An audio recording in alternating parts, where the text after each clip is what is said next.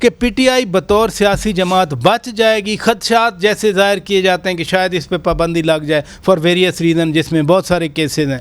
پہلی بات تو یہ ہے کہ یہ بھی ان کے ایجنڈا کا حصہ تھا نا، الیکشن جو آئین الیکشن ایکٹ میں ترمیم کا، اس میں پہلے دن یہ بھی تھا کہ گورنمنٹ کو پاور دے دی جائے، سپریم کورٹ سے ہٹا دی جائے.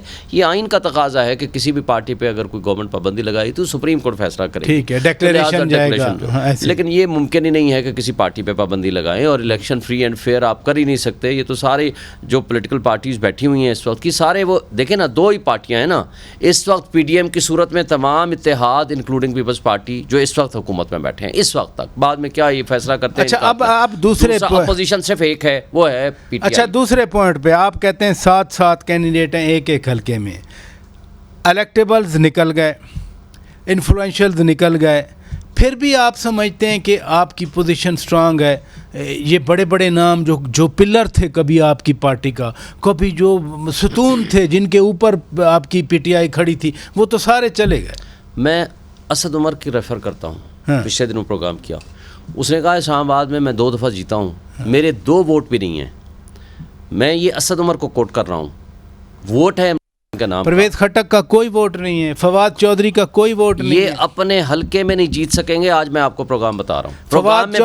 فواد چودھری صاحب اپنے حلقے میں نہیں جیت سکتے. فواد چودھری صاحب ہوں، پرویز خٹک صاحب ہوں، یا اس طرح کے لیڈر جو اس نون لیگ کی حکومت تھی 2016-17 میں، وہ بائی الیکشن ہوا تھا، فواد چودھری صاحب نے 80,000 ووٹ لیے ہوں گے.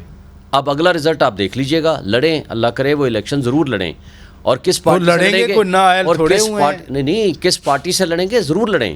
انڈیپینڈنٹ لڑیں گے، جو بھی الیکشن لڑیں گے. میں آپ کو دعوے سے کہتا ہوں آپ کو پی ٹی آئی رزلٹ دے گی. اور دوسری بات آپ کو بتاؤں، یہ جو کچھ یہ ہوا ہے پی ٹی آئی کے ساتھ یا ان کے لیڈروں کے ساتھ، پی ٹی آئی کے ووٹر میں اضافہ ہوا ہے، کمی نہیں ہوئی.